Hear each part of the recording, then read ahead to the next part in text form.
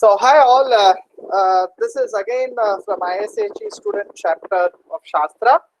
We are going to have the 10th talk on the Alumni Gene Meet series from a batch which indeed created this ISHE student chapter or started this ISHE student chapter during their pre-final year, or I think the final year, 6th semester probably, during their undergraduate studies at Shastra. And we are going to have a person who was one of the pillars along with his friend who initiated the ISHE student chapter at Shastra then. So welcome Pavan Pramod, or very fondly called CPP, and I'm very happy to have you here and describe your life's journey and then share your experience with juniors so that they can prepare themselves, taking clues from you in building their own career. Thanks CPP, and you can take it up. Yep, sure. Thanks a lot, sir. I think I'll keep this as interactive as possible. So yeah, I don't have anything really to present. It's I think probably something that I wanted to talk directly from my heart, if I want to put it that way. So hi again. I'm Pavan. I graduated in the year 2012 from Sastra, chemical engineer by degree. I don't think as a practitioner. I've never been a chemical engineer as a practitioner. From the last thing that I did, I can say quite passionately, was my final year project at National Chemical Laboratories. And yes, if you go to NCL, anyone of you get time to get an opportunity rather to go to NCL, I think you definitely should visit that campus. If not for anything else, at least you'll get to know more about Naren sir at NCL.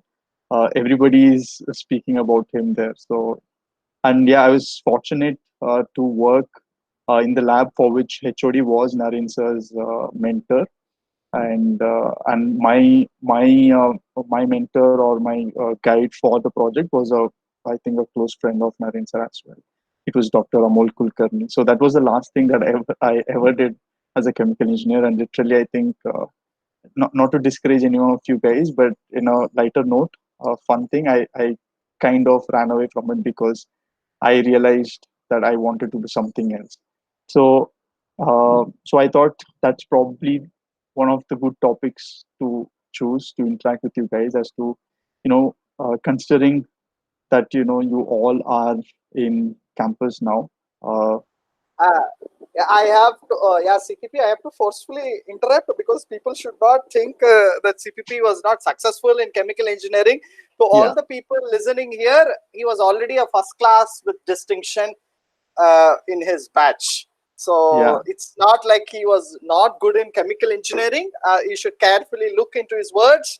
He found out the love, what he resides, probably that it is there in some other subject, but he is very good in his academics and is a first class with distinction holder. Continue, Pavan. Sure. And just to put in that disclaimer, thanks a lot for that, sir. I think to put in that disclaimer, I don't know if that practice still exists now, but after every semester we used to get merit certificates for people who stood first. Okay, who stood first, etc. So yes, I really love chemical engineering. Not that I don't love chemical engineering. I stood number one for CRE1, CRE2, fluid mechanics, mass transfer, etc. Not to brag, but yes, that's a very good disclaimer, sir. Thanks for that.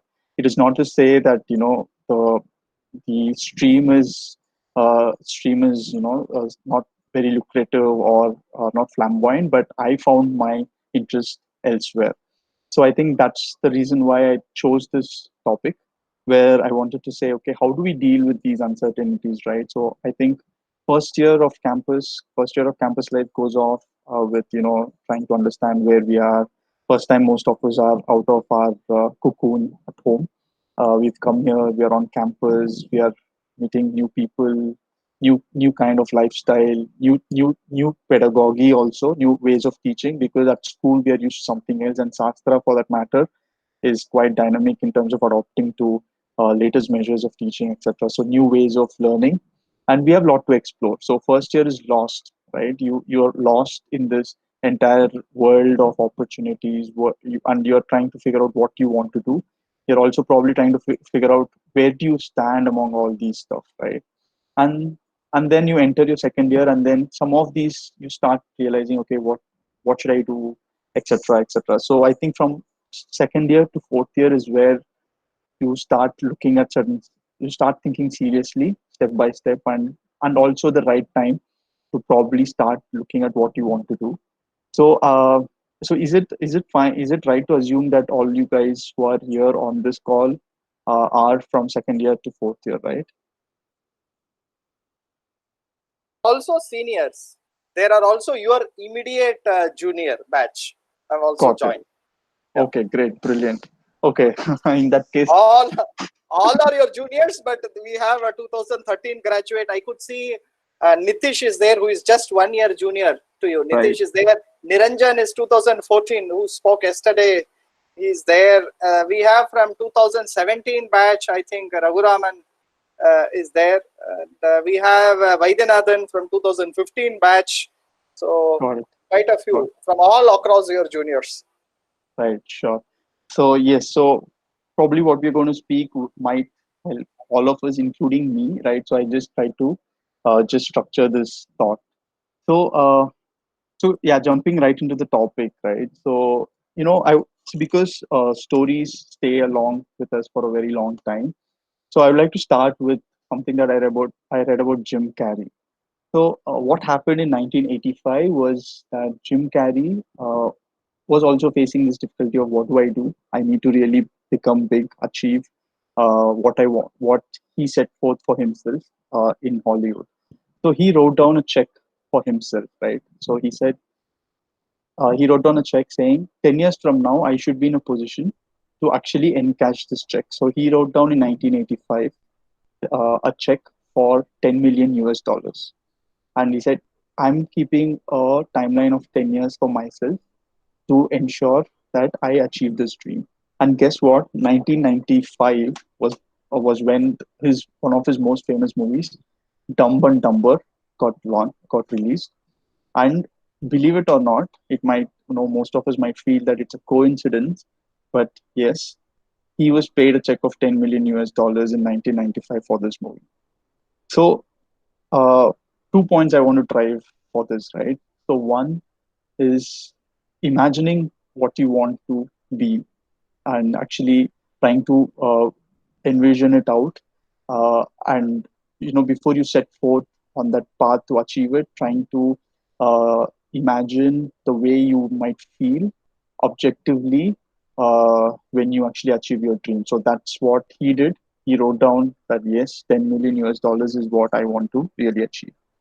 Number two is the fact that he planned it out, right? So he figured out that yes, this is what I want to do, and I think it's his positivity, etc., that led him there. Now many of you might think that okay, 10 million US dollars, it's money, it's very materialistic. That's not what I want to really uh, bank my entire career options on, or I know I'm not very materialistic in nature, etc. That's fine. I think our definition of success is very individualistic in nature. So what is it? Whatever it is that you define your success parameter as is something that yes, you need to objectify, you need to envision out.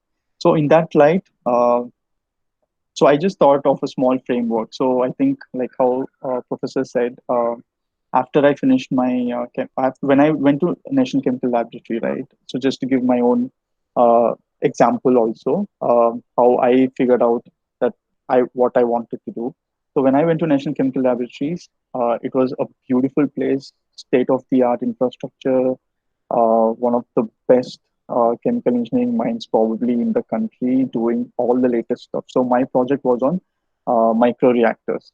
So how do we bring in chemical reaction efficiencies in micro reactor, right? So that was my project. So what we did was we had a small vibrator sort of a machine. So we used to run our experiments on micro test tubes, right?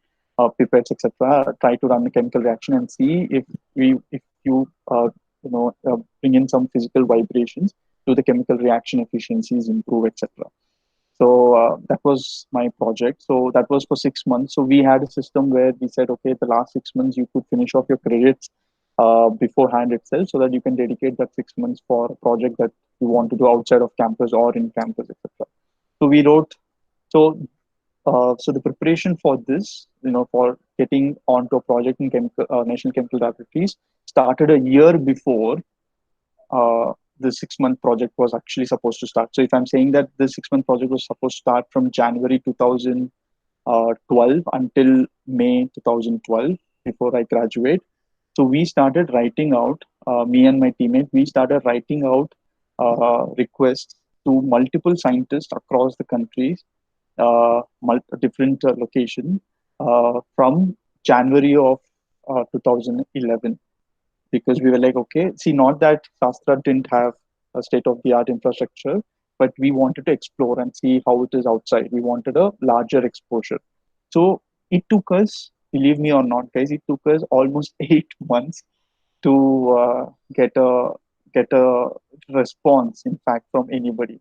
And I think that's where, again, thanks a lot to Naren sir. He joined the campus, and we said, I think once when I was speaking to him, I did mention to him, and he suggested that why don't you write an email to one professor named Amol Kulkarni in National Chemical Laboratories. So we had reached out to multiple people in NCL. We had in fact reached out to Amol Kulkarni as well during our course from Jan 2011 to 2012. But I think he also helped us in getting in touch with him. So what I wanted to drive here is that whatever we want to do, right? There's a lot of preparation that goes into it. There's a lot of preparation that has to go into it, especially when we are thinking about our career choices or career options. So in that light, I just put down a small framework sort of thing which can help us. I'll try to contextualize it into multiple scenarios, right? So the framework that I just put down is something that goes like EIRFTA, which is explore, imagine, run, feedback, deliver, and achieve. So when I started uh, my journey in Sastra in 2008, so I aimed to, I got into Sastra through AIEEE, right? So, and we had option to shift our branch also in the first year, but chemical engineering was something that I actually really wanted to do. So I wanted to do chemical engineering or aeronautical engineering back then when I finished my 12th class. So I was happy I got into chemical engineering, so I didn't really take that shift route, etc. So 2008 went on. So I was very active in the cultural team. I think English Lit still exists. Body still comes to campus. Body is also from my batch. So I was very active in English Lits. I was a speaker. I was representing the university in debate, etc. in my first 2 years, first year and second year. So I was active in Kuruksastra, Carpe Diem. I hope it still exists.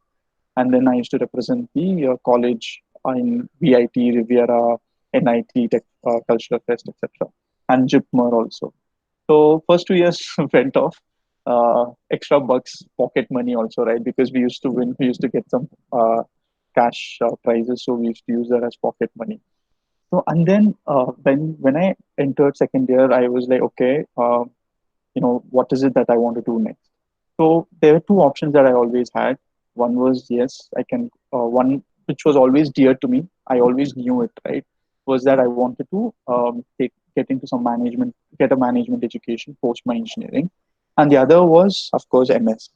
Now, why this decision was difficult is because, let's say, assume in 2008 when I joined, I did shift from chemical engineering to, let's say, ECE or EEE or something else because of peer pressure, because of parental pressure, because my parents wanted me to shift. They're like, what is this? Why do you want to do chemical engineering? I'm sure uh, many of some of yours, if not many, might also be facing such issues. Uh, I'm just assuming, guys, don't take me wrong. So and also peer pressure. Right? When I was in Sandipani Southern SPS, we were like what, I think 14, 15 guys, uh, nowhere existent as a chemical engineering student, right? Everybody around were EC, triple, etc. So people were like, "What is this chemical engineering? Do you guys work with chemical experiments even in fourth year?" So that's the view people have of chemical engineering. So you understand the kind of barriers we used to have, and I think like how Sir pointed, one of the key drivers for us to do what we did over those 3 years from second year to fourth year was to ensure that boss people understand what chemical engineering is. It is not about mixing solutions in in a test tube or a whatever. Like it's not a chemistry lab that we work in for the entire 4 years. So yeah, so in second year I started thinking, okay, what is it that I want to do? So I started exploring multiple opportunities. So that takes us takes us to the phase one of EIRFTA, right, which is explore. I started exploring, okay, what are the options that I have? Okay, one is I can go for management education. So within management educations, again, there are multiple options, right? One is, okay, you write CAT. So you prepare for a CAT exam and try to get into a premier institute in India. Then you have a GMAT route where you prepare for GMAT, and then you look for applying outside of India. And then you also have some of the countries where you can get into a management degree through IELTS or TOEFL. That was one side of things. The other side of thing was, okay, if I want to do MS, okay, what is it that I want to do? Now, one is I can do MTech in India, right? If I want to pursue masters in chemical engineering itself, one is I can do MTech in India, so I need to prepare for GATE. Or if I want to do MS, then yes, all of us know it. We know it's GRE, TOEFL, etc., right? So that's how I started exploring the multiple options. And since I was exploring, I was like, okay, let me look at everything that I can do. So if I want to do management education, one of the key things is that I should be able to write well. So I should be able to express my opinions in the right way. So having been a debater, having been in uh, you know as a I was participating in elocution, right, as a speaker in multiple competitions. I was like, okay, I can speak, maybe not the best, but I can speak uh, quite well. But am I good at writing? Am I good at positioning content? Am I good at positioning companies through a writing skills? And believe it believe me or not, guys, so this is where I want to quote a book, right, which I had read from my room 318 in AV, and where I was in AV in second year. It's called The Secret, right? It's by Rhonda Byrne. So The Secret, that was a book that I just finished, which sort of also kept me going. That said, okay, if you think positive, if you imagine what you want to do, if you live in that shoes even before you get it, the universe will set itself in a way that you end up getting what you want. Now, this might sound very mysterious and mythical, but maybe you should try. It works. So when I was exploring, I ran into this senior who was into content writing. So that's how I started writing content for yourstory.in. Now today, in 2009, back then, Your Story had just started, right? So Your Story has just started as a startup, which was writing news stories and positioning other startups in India to build a startup ecosystem so that startups who are doing something very innovative, something new, their information is positioned for VCs to fund them. So that's how I started writing for yourstory.in. So even today, if you search by my name, you will get some articles from yourstory.in website. So over the entire 2009, the entire second year, I started writing for yourstory.in. And believe me, that was a wonderful experience because I learned more about the world of business. I was like, I started learning how startups work. And after college, after studies, etc., I used to burn the midnight oil until 3, 4 in the night, so that I can roll out the content, right? Because I had to deliver 2 or 3 write-ups every day, and they were not paying me for this, but I still had the sense of ownership that I don't want to falter in my deadlines to them. So that's how my explore stage started. So I started exploring yourstory.in, and then I came across Internshala. So I was doing 2 or 3 internships at the same time over second and third year. One was on content writing, and the other was I became campus ambassador for 2019.com. So that was also a internship portal that used to exist then. I'm not sure if it exists now or not. So there I used to do media and publicity, not just within Sastra, but outside Sastra as well. So that's how I got into media and publicity, so got to know about that industry, right? So So the key takeaway from the explore phase is that try and explore what options you have, uh, write write them down, and then look at ways in which you can engage to actually what do you call to actually get to know about those multiple fields. So another for people who are exploring the options of doing an MBA, I think you might already be knowing one of the website, very famous one is uh,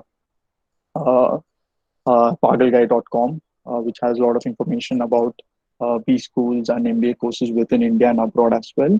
And for people who are looking especially to do a GMAT, MBA.com is a treasure, trust me. So it has everything that you need to prepare, not just for GMAT, but also it helps in CAT as well. So it has free resources. It also has customizable templates of cracking GMAT in 60 days, 45 days, 30 days, etc. So how do we get to know all this? Is only when we explore. So Google is a big thing. So you can use that platform. You can connect with your friends, your alumni.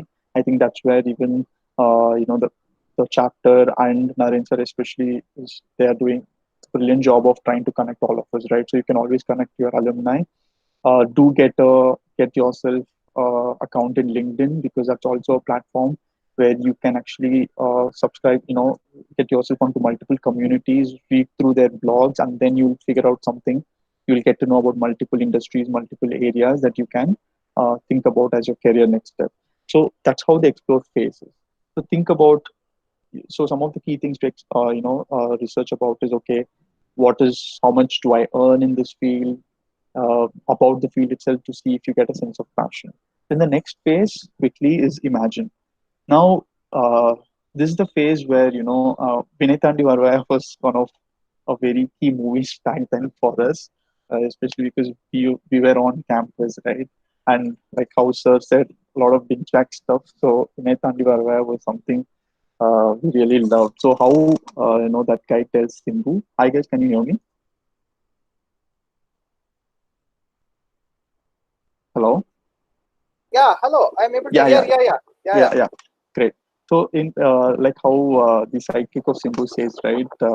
Humanas en soledades, Jesse, Jesse in soledad. So that way you try and imagine yourself in multiple shoes. Okay, if I do a management education, how would I feel? Because you've explored and you've got that information on plate, how would you feel? Uh, if you were, let's say, a consultant, or let's say if you are a marketer, if you were a sales guy, how are you feeling about it? Write them down. Similarly, if you were a researcher, right? So that's where I think a lot of our alumni have embarked on MS and PhD, etc. So you can reach out to them to understand how that field is, and imagine yourself being there. Imagine yourself doing those experiments. Imagine yourself writing papers. Imagine yourself, attending seminars, etc., which generally happens in a MS or a master's side of things. So if when you're doing that, when you're imagining yourself, how is it that you're feeling? So these are, early clues, in my opinion, which can help you understand. Okay, is it something that I would enjoy doing? Right, that's what happened in the imagine phase.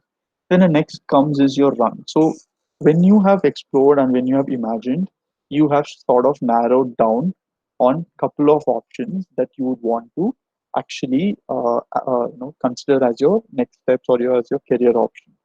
So that's where you get into your run phase, which is very, very crucial, very, very important, where you know you learn a lot of things. One of the key things being time management, because run phase is all about engaging in certain small activities. It's like a pilot phase. When you want to launch a product, uh, when Nike wants to launch a shoe, what does it do?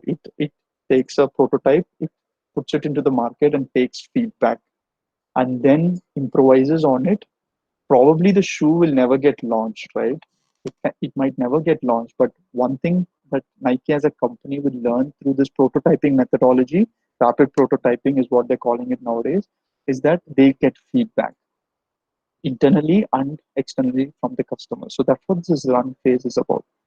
Go and hit internshala.com. Go and hit other websites where you can actually intern. Now, Sastra is another amazing place for especially people who want to do masters, right? You have some of the state of the art equipment. Even other day, I was seeing YB sir's Facebook profile that said when COVID started, when this crisis started, I think uh, Sastra was making using 3D printers. They were making these ventilator, whatever the ventilator equipment was, sockets or something, right? So, and I also saw that drones are being used to disinfect some of the areas, to spray the disinfectant. So that way, Sastra has some of very good collaborations at a national level with CSIR, etc., and also equipments that can help you if you want to run or basically do some small projects within campus. And I'm sure it is happening even now. Many of my batchmates, not necessarily from chemical engineering, but from biotech especially, they used to engage themselves in multiple mini projects in their second year and third year at that point in time. Basically they used to engage with professors to run projects on their own technical core field, right? So even students from nanotechnology used to do that.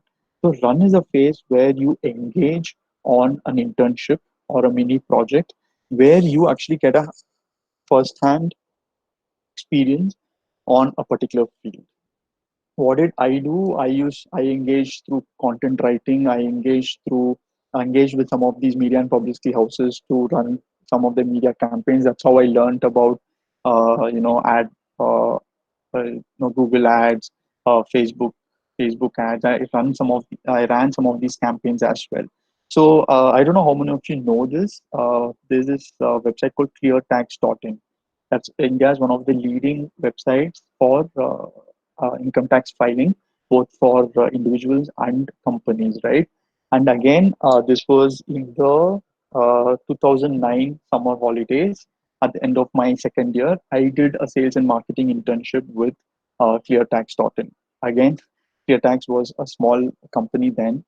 They had just started. So I did sales and marketing internship with them for 1 month in Hyderabad. So I used to handle the sales and marketing in the Hyderabad region. So I went on the ground, met multiple companies, trying to convince them to tell their employees to use cleartext.in, and also engaging in a B2B model where let's say for example Apollo Hospital was one of the places I went to, where I said, okay, for your employees, you anyways deduct tax at source when you pay their salaries. Why don't you promote cleartax.in, or you tie up with cleartax.in to handle all your employee tax filings?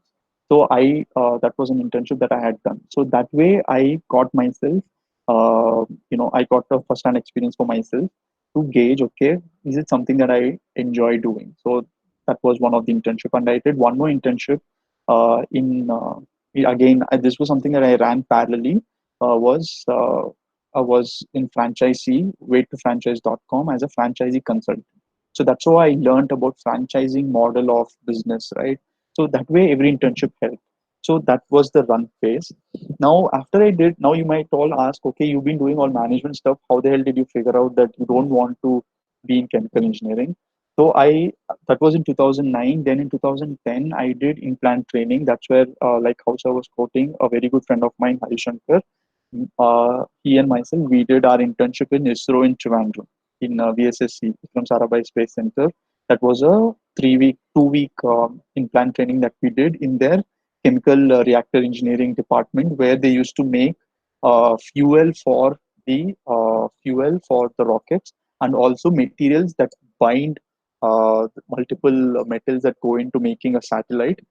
They used to make those binding elements. So we did a 2 week project where we had to come up with recommendation how the efficiency of the process could be improved, so that the quality goes up and time to make also goes down. So we worked with the scientists there for 2.5 weeks on that project. Then I went to India Cements Limited for an implant training uh, that was about how an engineer would work. So one was on how probably you work in a scientific environment, and the other was in an industrial environment. So that's how I explored. I ran into some of these internships to get a first-hand experience. And after having done that, I entered the next phase, which is feedback.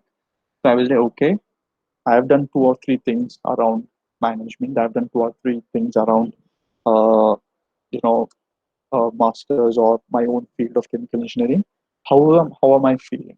So frankly, let me tell you, I was confused because I sort of enjoyed both of it, right? I sort of enjoyed uh, being in the shoes of a management person under technical guy. So I sort of really liked it. So I was like, okay, I be honest in this phase, right? So take this feedback and be very honest.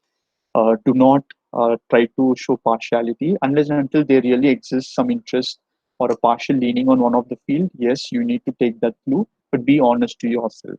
So I was honest to myself, and then I was like, okay, one last shot. Let me go for a 6 month full time.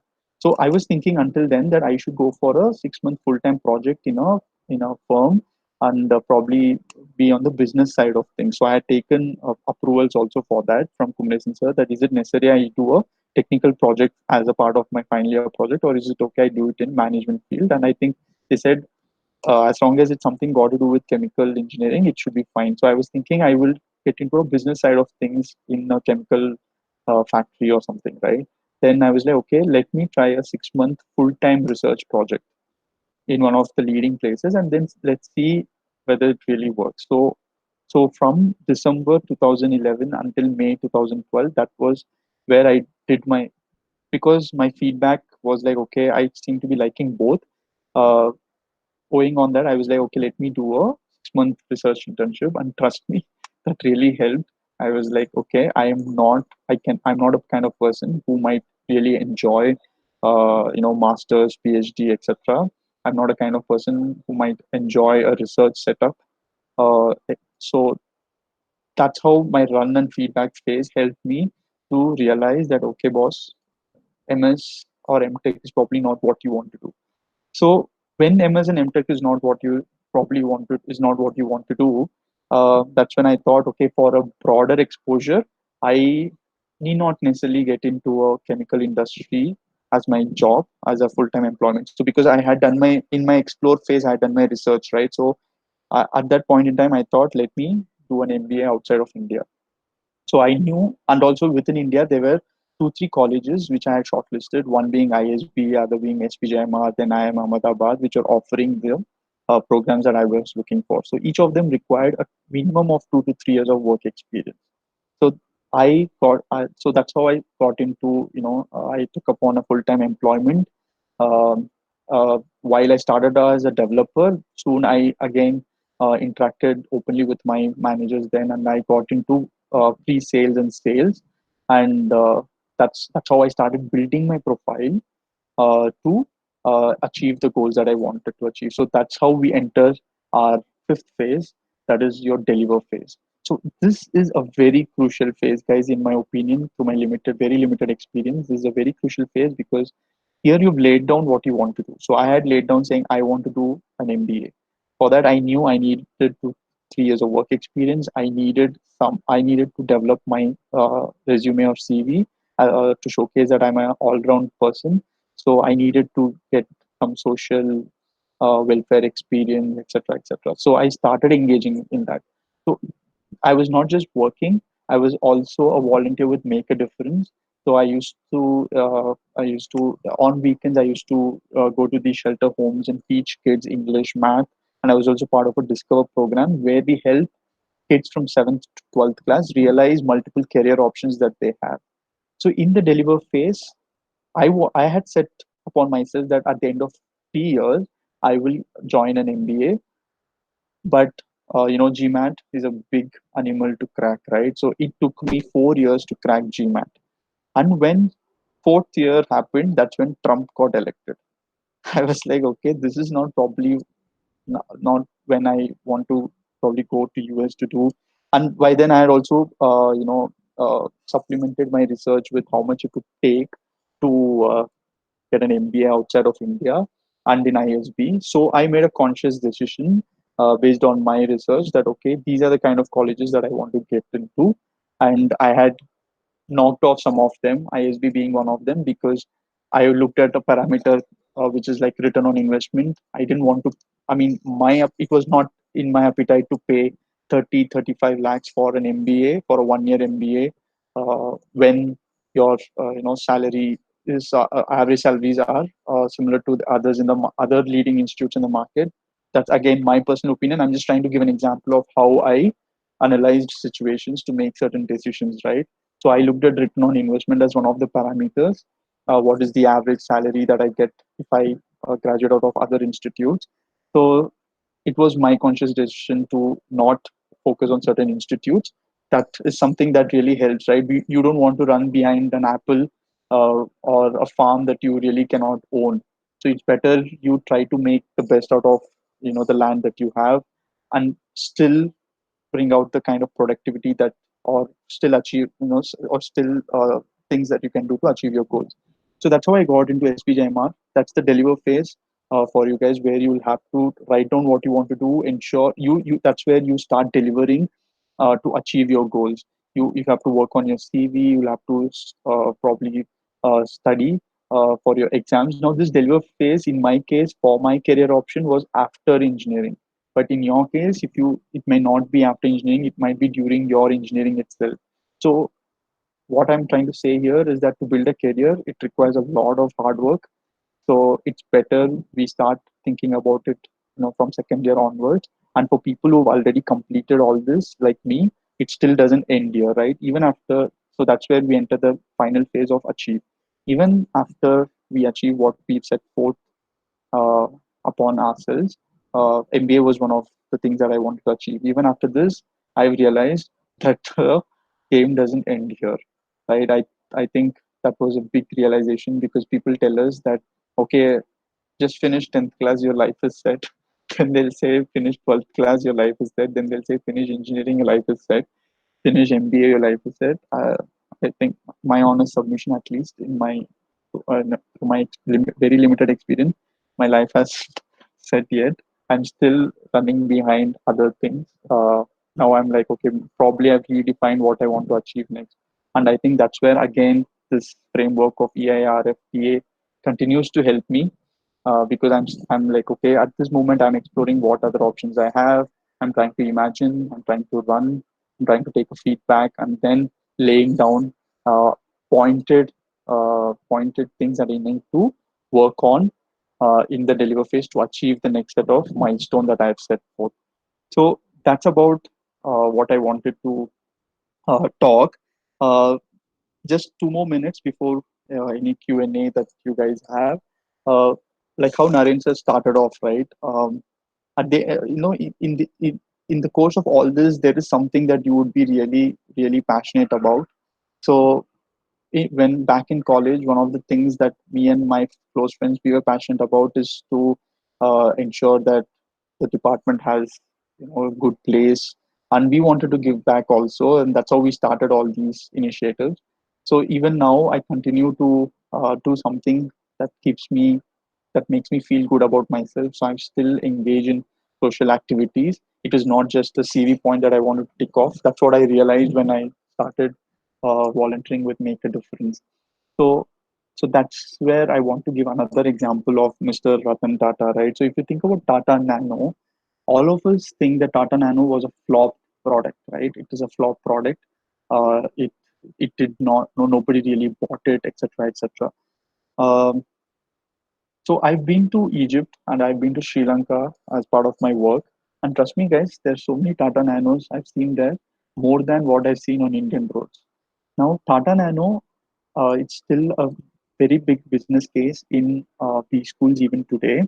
The reason why it failed is not because that it was not an efficient car; it's because it was marketed wrongly in India. For Indians, buying a car is a status symbol. You cannot go to an Indian and say that I'm giving you a cheap car, because nobody in India is going to buy a cheap car, because in India we consider buying a car as a status symbol. We want to flaunt a car. We want our neighbors to say, "Oh my God, look at him! He has XYZ car, right?" And that was one of the reasons why Tata Nano failed in India.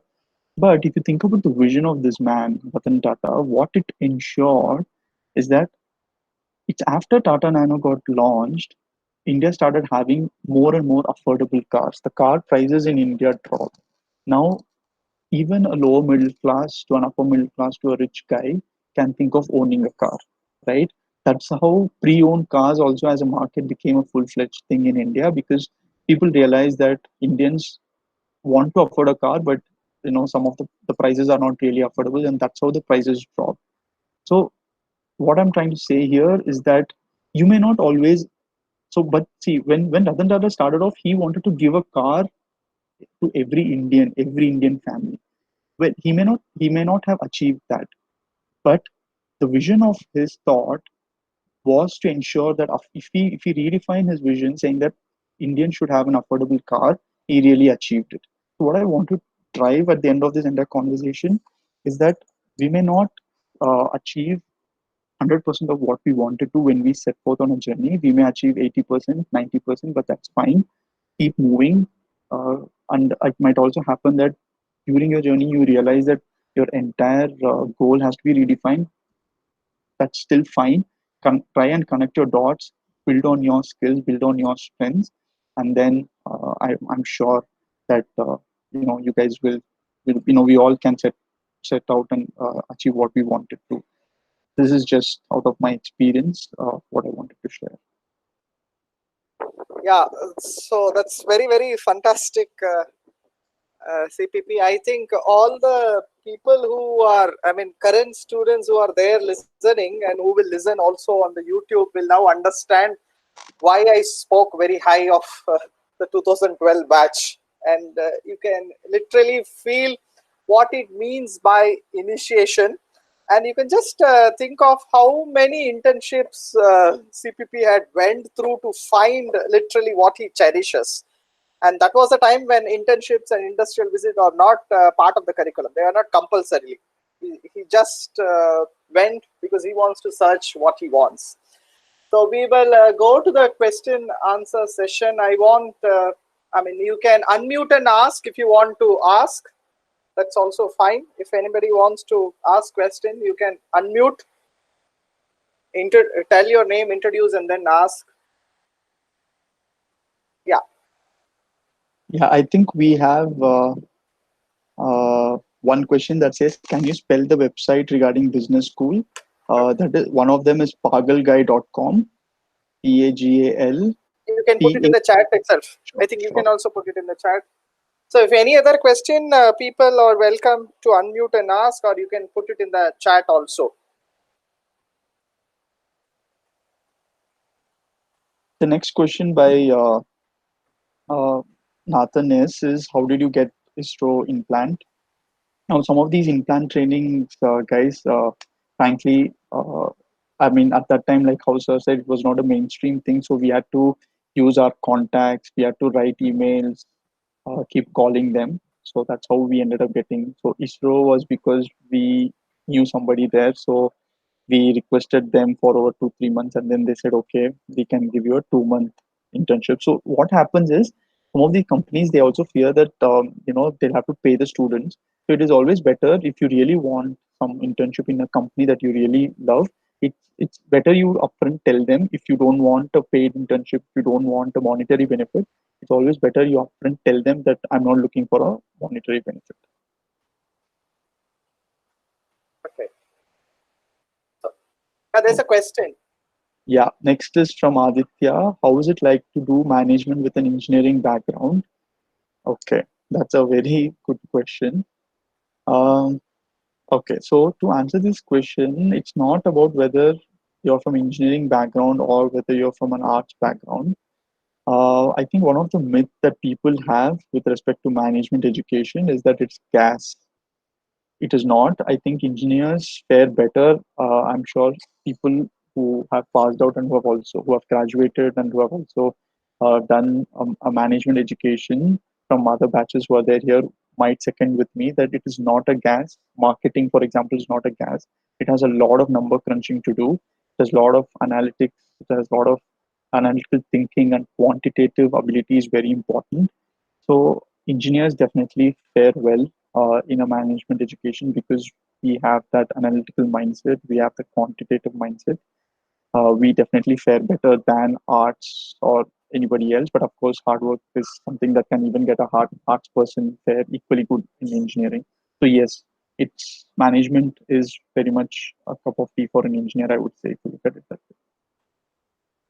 The next one is, did you have a separate entrance exam for SPJN or was it via CAT score?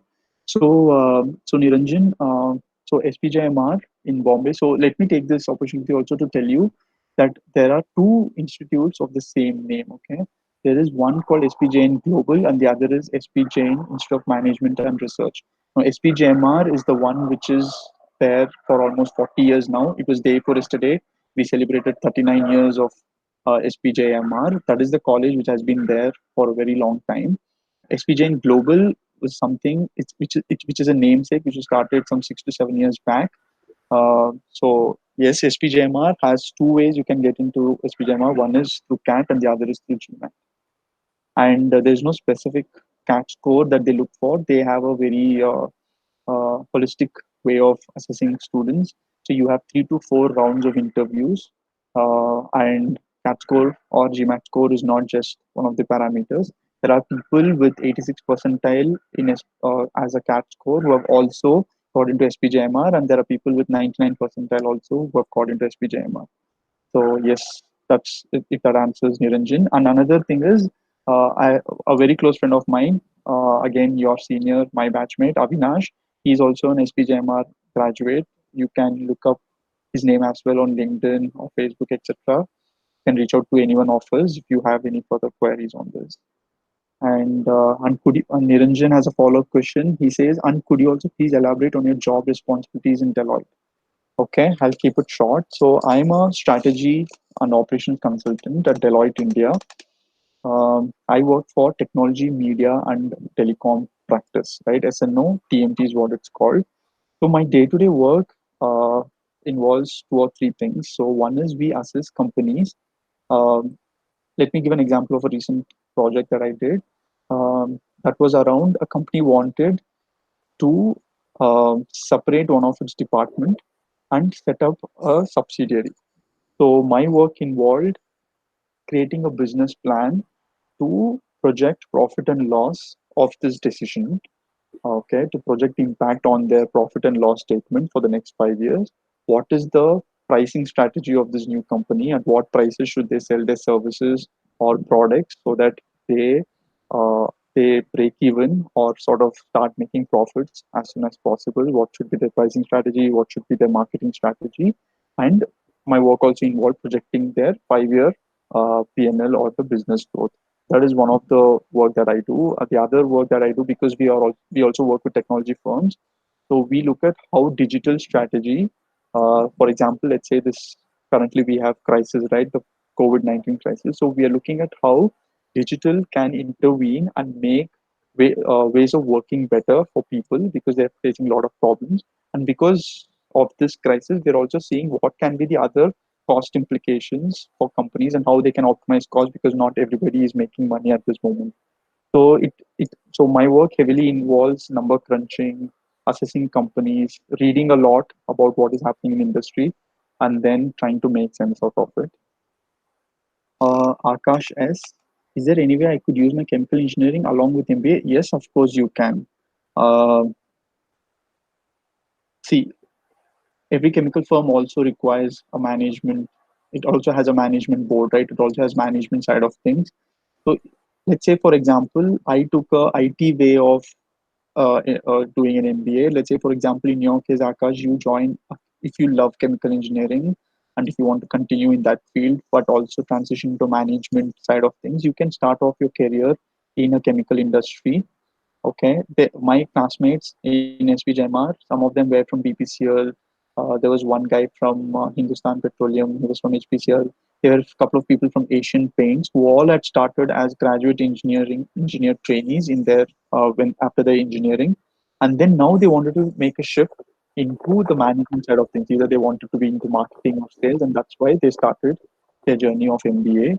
So yes, you can definitely be a chemical engineer and also do an MBA and excel in both. And what Srivatsa has a question that says, "What makes you stand apart with an engineering degree in the business field from the ones with arts degree?" So I think, see, what happens after MBA is that you are seen more as a generalist rather than an expert. I mean, you might be an expert in a particular business function. Let's say if you do an MBA in marketing, you are a marketing expert. If you do an MBA, let's say in finance, you are a finance expert. But within finance, you're seen as a generalist. Within marketing, you're seen as a generalist. So once you do an MBA, of course, your next job decides how your career path is going to be. You still have some control in terms of what is the next job that you can choose. But to answer your question very, in a nutshell, it doesn't matter what your engineering degree is, right? Uh, yes, if you, even after MBA, if you still want to continue, let's say in a chemical engineering firm, you can always position yourself in your campus placements, and after getting your first job, that okay, I am a chemical engineer and an MBA, and that's why I fit into, let's say, Bayer or Asian Paints marketing team because I can speak the chemical engineering knowledge as well with the clients. So that way, your engineering can definitely help. But if you're, or at the same time, if you're looking to transition completely into a marketing role, as long as you're able to speak the marketing language and show that inclination that you can learn the product or you can learn the service, your engineering shouldn't really matter. So, for example, if you're a chemical engineer but you want to become a sales and marketing guy in a software product firm, let's say Freshworks or Google or something, all that you need to do in your placements is to show the inclination and position yourself that you have the attitude to learn anything and also deliver on the job. This is a sort of a very big question to answer in a couple of minutes.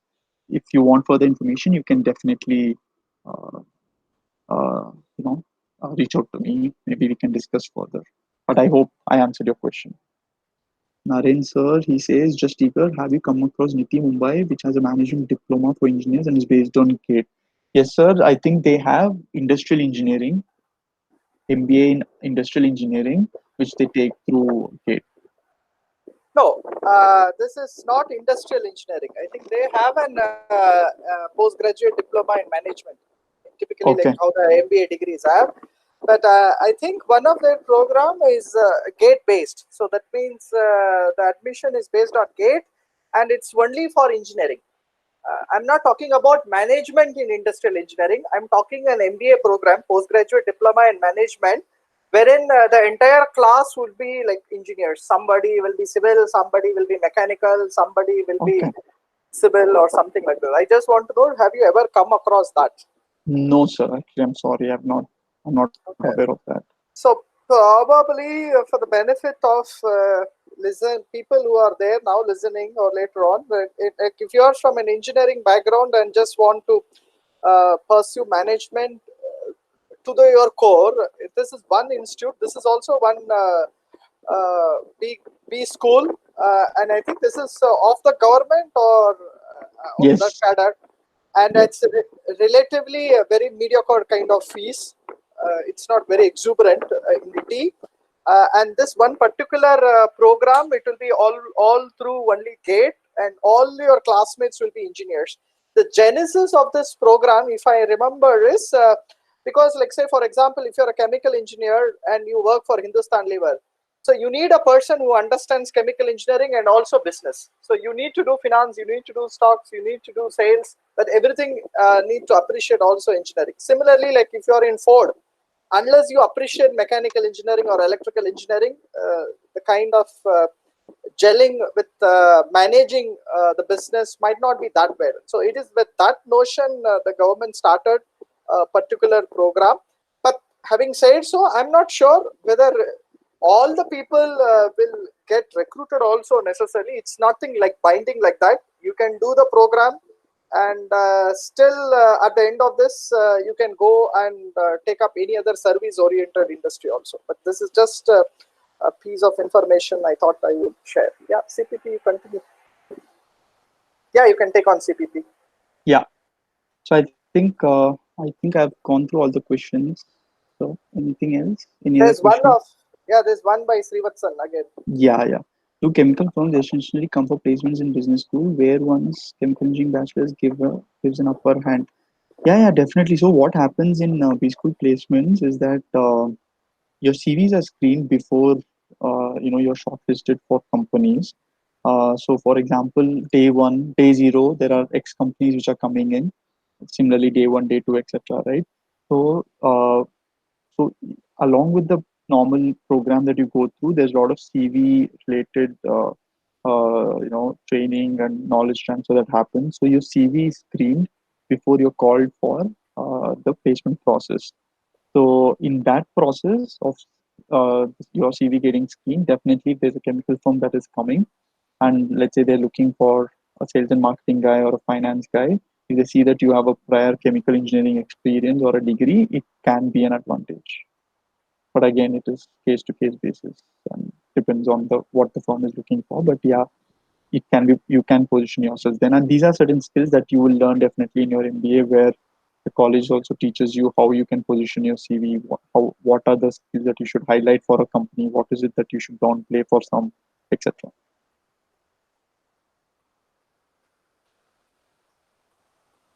Yeah. Hello. Yeah, any other Yeah. questions, guys? Yeah. So anybody wants? So, what's your opinion? Do you have any on, like, there are people who work in process industries, or like, and they work for 2-3 years and then they would like to take up MBA, maybe in supply chain management, because they might be Yeah. working in process industries. And the next question, if I can ask, is what about your opinion on executive MBA? I think there are also colleges which, I mean, places which offers executive MBA for professionals with, I think, 5 or more than 5 experience. So can you just tell something on that? Yeah, so for the first question, sir, I think that's also a very good option. People who worked on process side of things who want to get into supply chain management, etc. So they have, I mean, if placement wise, also there are very good opportunities because you can obviously get into consulting. That's because they look for diverse background. Then you can join back the industry from which you've come, but also start looking at management side of things. Yes, that is a very good option, especially people who've come from process engineering side. They have an eye for process optimization, what KPIs to track in terms of how to make my process better, etc. So yes, that definitely MBA management education can definitely help them. And to your second question on executive MBA, so there are two types of executive MBAs. One is distant, and the other is, there are three types, in fact. One is distant, then there is a full time executive MBA, and there is also a weekend one, right? So I'm not sure because MBA, I mean, management is for people to learn diverse skills, interact with their peers, and also learn from each of them. So I'm not sure how effective. If you're looking for an option where you want to grow within your existing organization and you're not looking for any placement support or such kind of opportunities, yes, distance education can definitely help, but that that should have had a prior discussion with the immediate supervisor or manager, etc. That this is my goal, and if I do this, would it help me, or would you transition me into business role, etc. So growing within a company, and if it's a company sponsored program of distance education, yes, that would definitely help. But classically, these executive programs don't have placement support. If that is something that somebody is looking for, then it might not really be that helpful.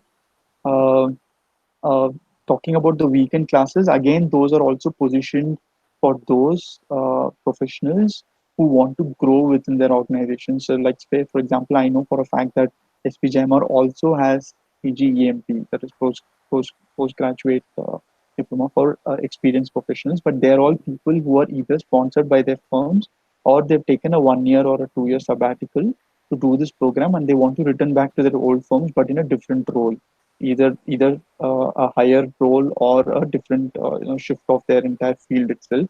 So if that is the ask, then yes, definitely it helps. So one thing I can say, sir, is that if when people read through the websites of any given B school, they definitely have extensive information on how the program is positioned. They actually are quite candid about it, and I think that would definitely help in somebody making a judgment. Yeah. So yeah, thanks. So so you have not. But there's one more question. Vaidyanathan, can you elaborate on what's a typical work day for you? You should, before he answers to Vaidyanathan questions, you should add, it's not only work day for CPP. CPP works in night also. So is a work day and work night. Yeah. Yeah, CPP. So typical work days. I mean, yeah. So I have.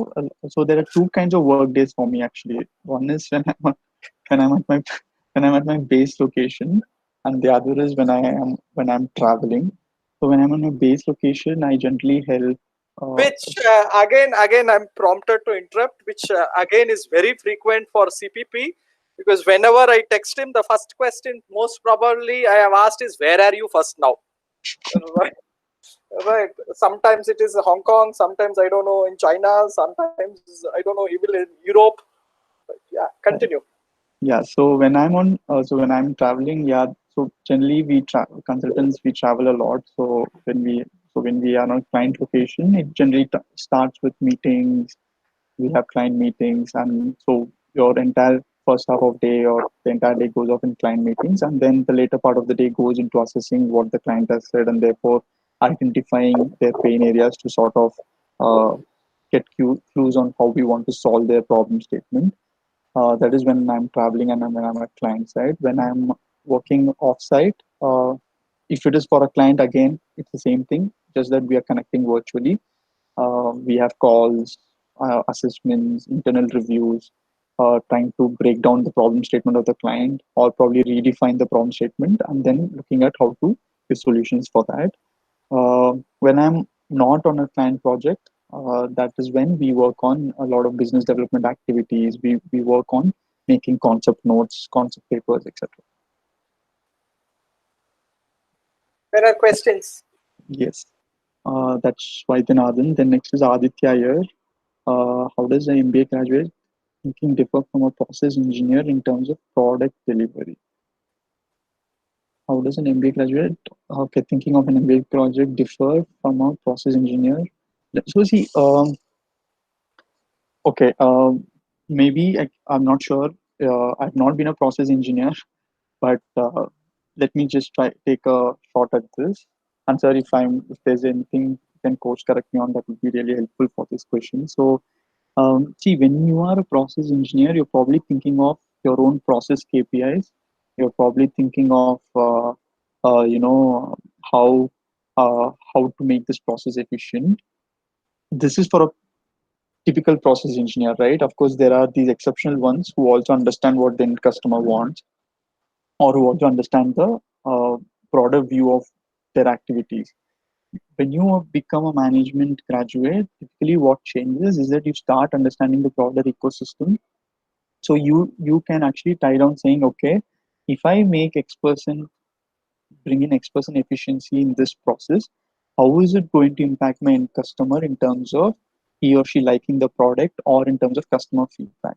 Let's say, for example, you're into making let's say you are working for 3M, okay, you're making some sort of adhesive or you're in Fevicol, you're making some sort of an adhesive. Now, so a process engineer might know how to increase the stickiness of this adhesive, right? A typical process engineer, if not an exceptional one who also understands the end customer goals. But post your management education, you would be able to appreciate the fact better and also tie down saying that if I make this adhesive more stickier, how is it going to help my end customer in his use cases better? So I think that's the fact that you'll start appreciating more. So tying down to your product delivery, yes, it will definitely help because you'll be able to position your Fevicol or your adhesive much better to your end customer. When you're talking to your sales and marketing guys, you'll be able to actually tell them that, boss, instead of putting it technically, you'll be able to actually deliver to them saying that this is the fact that we should be highlighting so that the customers buy more of our product. So that's how I think it will definitely change your outset. I hope I answered your question, Aditya. Next is Naren sir. How can one evaluate or himself or herself that he or she has attributes take up a management profession? Is there any specific attribute which one should have to take up a management role? Okay, I think a little tough one for me, but let me take a shot at it. I think No, If you, the reason is I do get some of the questions from some XYZ students that because the industry job or the Mhm. manufacturing job is very tough, I will take management role. Then I used to immediately tell them, do you think that the MBAs have a very peaceful work at sitting in AC rooms? yeah, Right. So I mean, I hope you got the point, right? yeah, I Typically got the point. there is a very notional behavior that as if they get an MBA degree, it's a white collar job and people are So yeah, I very think, highly paid, less stress free. I said, then that means you are mistaken. You should have yeah, the flavor or the fire for exactly. probably doing this management. So it is in that backdrop I just asked this question. Yeah, sure, I got it. Yes, sir, sure. So yeah, that is definitely a myth. I think I tried to clear at the starting of the conversation, and also now I'll take this opportunity to clear that is that management is not gas. It has a lot of number crunching, actually a lot of number crunching to do. So yes, it is also a tough job if I want to say it that way. So, but one thing that I think you can think of, you want to internally evaluate. At least what I did is, what is it that I want to contribute back, right? Do I want to contribute back to a company in making it, uh, making its processes, or its engineer? Do I want to contribute in the engineering side of things? Okay, or if you want to compare it with master's education, am I fit? Am I a people's person? Was what a question that helped me to answer when I was in NCL also. That am I a people's person, or am I a person who can work non-stop in a lab or in a confined space for a very long time and then go back home to write my papers? Or am I a people's person? I still can work in a confined space, but I would really enjoy working in certain types of ideas, etc. So I think that is something that can help whether you're a people's person. I don't mean to say that people who do masters are not people's person. They are probably also very outward, but I think yes, what kind of problem that you want to solve. Basically, I think that's a better way of putting it. What kind of problem that you want to solve? Are you inclined to solve engineering issues, or are you inclined to solve management issues? I think if you answer that, you can say whether you are fit for a management education or for a master's education. If okay, or another thing also to look at is, let's say you go to YouTube and look at a Fevicol ad. Are you really appreciative of the way the ad is made, or are you appreciative of the fact that Fevicol is able to stick things together, and I want to figure out how it is doing that? Answer to this question can also help you figure out whether you want to do management or a technical education. But let me tell this, both are equally tough, and hard work, or number of hours you spend in office is not at all, like, not should never be a criteria for deciding whether you want to do management or be in technical field. Both are equally demanding and challenging in their own ways. Yes. Okay. So, are there any questions? Uh, okay. So, if there are, so one thing that has surprised me is, despite being in so much corporate world, you are very soft still. How I've seen in 2011, uh, nothing has changed in the softness with which you will speak. Thanks, sir. Thanks. I take that as a credit. I hope to Yeah. continue. Yeah. So, to others also, that he used to be so soft and humble. When I saw in September 2011, and it's the same. Right. So, any other questions? Okay. So, so may I know somebody is wants to give a closing comment? Is anybody willing to give a closing comment? Maybe alumni or present student. Anybody who's or maybe Srivatsa, you want to give? Okay, sir, I'll give. Okay, sir, I'll give. Yeah, yeah, give. Thank you so much. You gave a really good insight. I think this is the first. This is the first business-oriented, management-oriented session I have attended, and it gave me a really good insight on how we as chemical engineers can make a change with a business background as well. So that's what I wanted to say, and thank you so much. Sure, sure. Thanks a lot, guys. I think you guys can always reach out to me. through mail or phone or any ways that you feel necessary. You can always reach out to me if you have any queries. I'll try and answer them as candidly as possible. Thank you. So, Aditya, you want to give comment? I am talking of Aditya of 18 graduate. Aditya?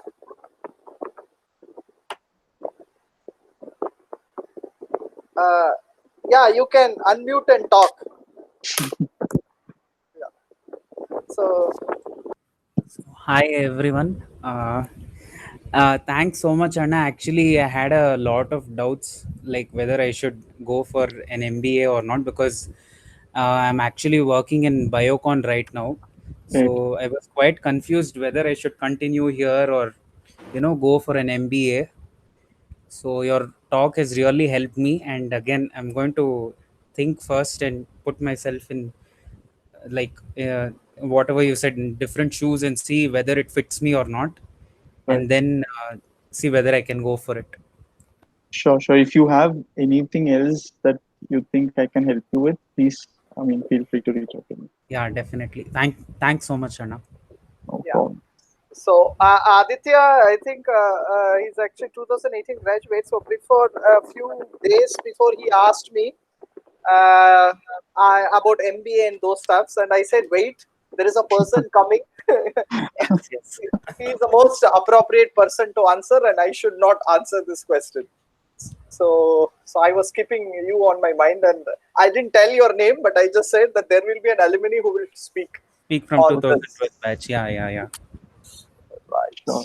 So I'm actually quite. I feel very good, and I feel very good. I should say that. I was able to interact with you all and help in some way possible. Yeah. So anybody else who wants to give the final closing comment, or should I close? Just waiting. Okay. So yeah, anybody wants to come in? He's talking. Okay. So if there are no questions, thank you, CPP. It was really wonderful. And I think indeed you are making a difference. You made a difference when you are here at 2011 when the graduating, and you still seems to make difference. A decade has passed, okay, but I think the attribute that you carried as a badge, as a person, has stayed long, and I think you will guide all your fellow juniors in years to come. Thank you, CPP, for thank you, CPP, for accepting this invitation. No, sir, it's my pleasure, and I feel privileged to have been able to talk to all of you, and especially you, sir. After so long. Right. Yeah. Thank you. So I'll just stop the recording now.